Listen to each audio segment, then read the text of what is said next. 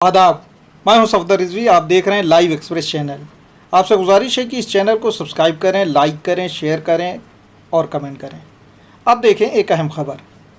अभी हाल ही में महाराष्ट्र, बंगाल, बिहार और उत्तराखंड में हुए उपचुनावों के नतीजे सामने आए हैं। इससे ये साबित हो गया है कि देश की जनता मौजूदा मोदी सरकार के कामों से खुश नहीं है।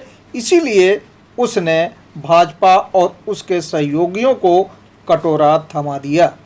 उत्तर प्रदेश चुनावों के बाद इस तरह के नतीजे चौंकाने वाले हैं, क्योंकि ऐसा माना जा रहा था कि भाजपा और उसके सहयोगी दलों से मुकाबला करना आसान नहीं है। लेकिन देश की जनता ने बता दिया है कि अगर निष्पक्ष चुनाव हों और विपक्षी पार्टियां सूझबूझ के साथ चुनाव लड़ें तो ऐसे ही नतीजे आएंगे और भाजपा को करारी शिकस्त का सामना करना पड़ेगा। एक लोकसभा और 4 विधानसभा के उपचुनावों के नतीजों को देखने के बाद कई सवाल उठने लगे हैं। पहला ये कि क्या भाजपा की लोकप्रियता अचानक घटी है या कोई और वजह है। जहां तक इस सवाल का जवाब है तो सच्चाई ये है कि भाजपा लोकप्रिय पार्टी कभी नहीं रही। लोग भाजपा की बुराई करते देखे जा सकते हैं। इसकी मुख्य वजह यह है कि भाजपा ने लोगों की बेसिक समस्याओं को हल करने की दिशा में कोई काम नहीं किया है, जिससे वर्षों से लोगों की समस्याएं ज्यों की त्यों बनी हुई हैं। और अगर ये कहा जाए कि समस्याएं और ज़्यादा बढ़ी हैं तो गलत नहीं होगा। ऐसे में भाजपा को लोकप्रिय नहीं कहा जा सकता। हाँ, सच्चाई इस बात में है कि इन चुनावों में भाजपा लोगों को गुमराह कर पाने में सफल नहीं हुई। साथ ही चुनावी समीकरण विपक्ष के हक में रहे।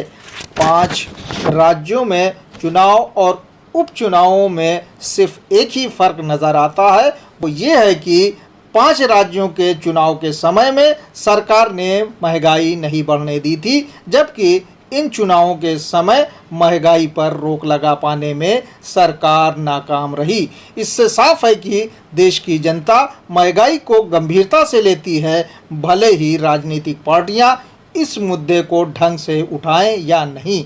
आज हालत ये है कि हर चीज़ के दाम में वृद्धि हुई है। इसका असर आम आदमी पर पड़ रहा है। 5 किलो फ्री राशन से लोगों का पेट नहीं भरने वाला है। लोगों ने ये बताने की कोशिश की है कि महंगाई से देश की जनता त्रस्त है। वेस्ट बंगाल में शत्रुघ्न सिन्हा को मिली ऐतिहासिक जीत ने ये बता दिया है कि लोगों की पसंद किस तरह के नेताओं को जिताने में है। शत्रुघ्न सिन्हा भले ही भाजपा में रहे हों, लेकिन वे भाजपा की सांप्रदायिक नीतियों को अपनाने में सफल नहीं हो पाए थे। इसीलिए लोग उन्हें पसंद करते हैं। तृणमूल कांग्रेस की ममता बनर्जी का साथ मिलने के बाद उनकी ताकत और बढ़ गई। इसीलिए लोगों ने उन्हें भारी बहुमत से जिताया और भाजपा की एक नहीं सुनी। इस जीत का श्रेय ममता बनर्जी को इसलिए जाता है क्योंकि उन्होंने आसनसोल सीट पर एक ऐसे उम्मीदवार को उतारा जो भाजपा को मुंहतोड़ जवाब देने की ताकत रखता था। इसी तरह विधानसभा के उपचुनाव में बिहार में राजद और महाराष्ट्र में कांग्रेस के उम्मीदवार की जीत ने ये साबित कर दिया है कि भाजपा लोगों में लोकप्रिय नहीं है। भाजपा जब लोगों को गुमराह करने में सफल हो जाती है तो चुनाव नतीजे उसके पक्ष में चले जाते हैं, लेकिन ऐसा हर समय नहीं होता। बहरहाल विपक्ष को इस जीत से गदगद होकर बैठ नहीं जाना चाहिए, बल्कि इन नतीजों से सबक लेना चाहिए और अभी से 2024 के लोकसभा चुनावों के लिए रणनीति तैयार करना चाहिए कि वे किस तरह तालमेल करके चुनाव लड़ सकते हैं।